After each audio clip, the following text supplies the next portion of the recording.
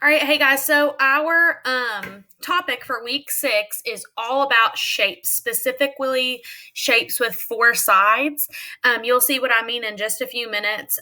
We're going to be talking about the hierarchy of shapes, and so in order to do that, we're first going to talk about some attributes, and then we're going to talk about some specific shapes. Then we're going to talk about how we put those into a hierarchy and how we can classify those shapes. So there's a few steps in order to get to the final point. I decided to do this on the computer because there's just some graphics to show you and stuff, and it makes it a little bit easier to do it on here. So I'm just going to kind of be typing some notes as I go that will hopefully help you with what we're doing. So the first thing we're going to talk about is attributes. And what I mean by attributes are ways that you can classify shapes, ways that you can look and see, okay, here's some characteristics that help me determine what is this shape. And so the first thing we're going to be looking at are the sides. So the questions you need to ask yourself, are the sides all equal length?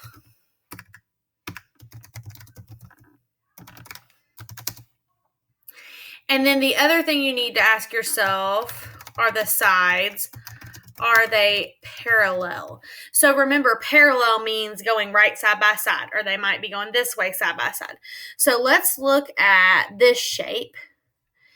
I noticed that there's 2 shorter sides and 2 longer sides, and so they're not all equal. And then, but I do notice too that they're parallel. And so in a second, we'll figure out how we can classify this shape. But these 2 run like this, and then these 2 run parallel, kind of this way. I think. I'm not sure which way, but they run kind of sideways parallel. But as long as they run, right side by side, they're never going to intersect.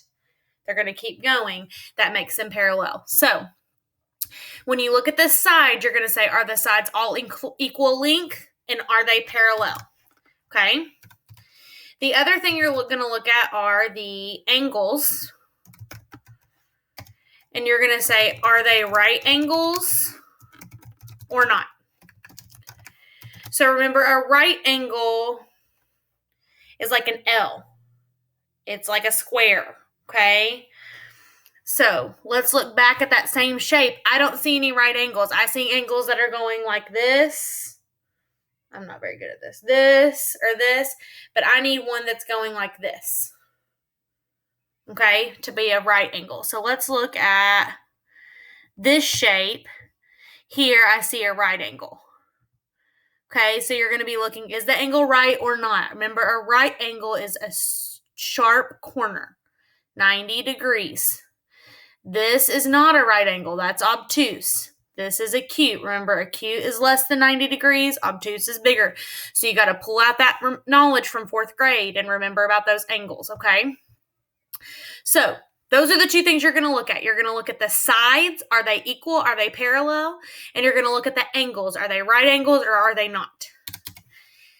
Here are the shapes that we're going to learn about today. We're going to learn, how do you classify a quadrilateral? How do you classify a rectangle? How do you classify a parallelogram? Oh, I'm going to put this down on the same page.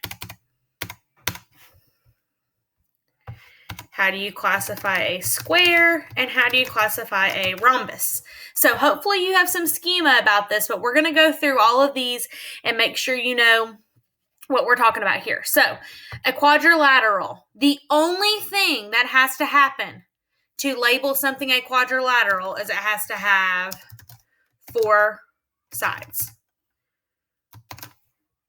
It has to have 4 sides. That's it. I want to make this a little bit smaller.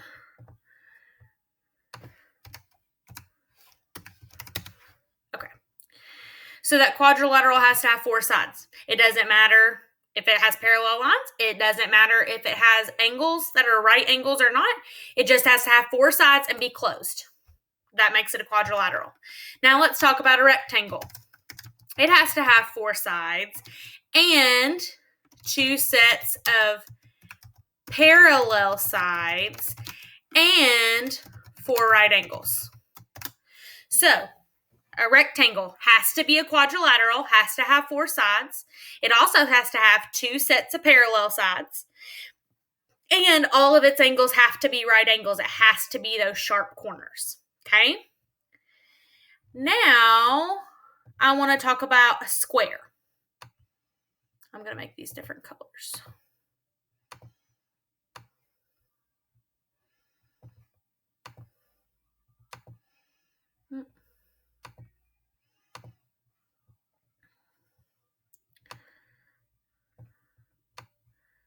I want to talk about a square next. All right, so for a square, it has to have 4 sides. It has to have 2 sets of parallel sides. All 4 sides are equal length, and all 4 right angles. So, a rectangle or a square could be a rectangle, right? Because it's got 4 sides, 2 sets of parallel sides, all 4 sides. But then, here's where it gets us. All 4 sides are equal length.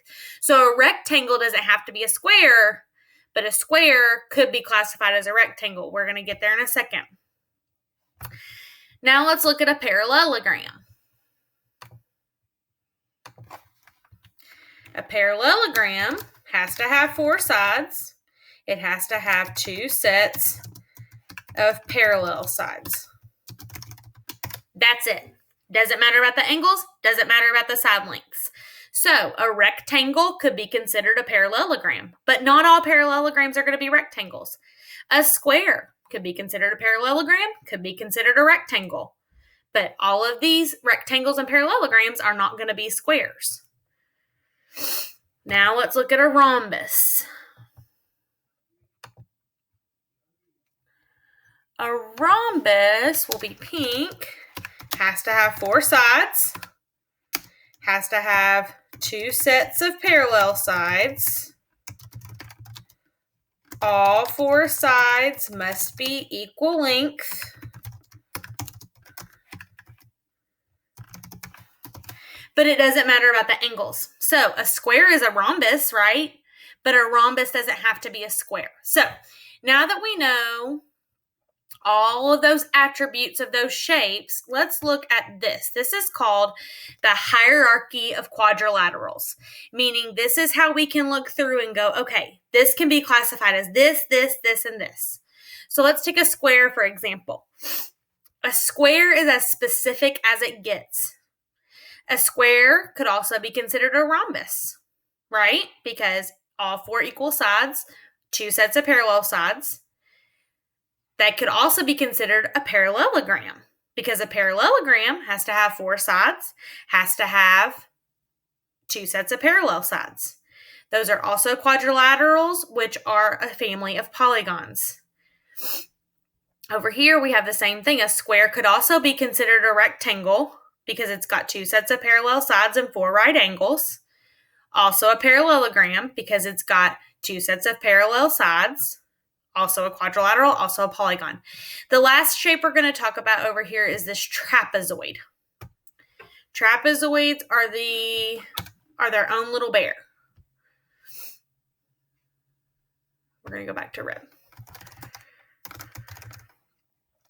So a trapezoid has to have 4 sides, and it has exactly 1 set of parallel sides. So let's find us a trapezoid. Actually, this shape right here could be considered a trapezoid because it's got 1 set of parallel sides and then the other 2 are not parallel. So notice how these go like this. That's not parallel. But these are like this. That is parallel. So it's exactly 1 set. So that's why trapezoids don't fall into any of these categories. They're not a parallelogram. They're not a rectangle or a rhombus or a square because all of those have to have 2 sets of parallel sides. And so a trapezoid only has 1 set. It has exactly 1 set. Exactly meaning it can only have 1 set. And then the kite over here, a kite is its own little thing. We won't deal with kites in your assignments this week, but a kite has 2 sides equal length and then 2 others equal length. And if you think about just a typical kite shape, like the toy kite, then you would have a kite. But we're not going to deal with kites in any of our work this week, so don't worry about them too much. But they do fall in their own little category in that hierarchy. So this week you're going to be looking at shapes, and you're going to be thinking, how can I define this shape? If I have a square, that square can also be considered a rhombus, can also be considered a parallelogram, can also be considered a rectangle.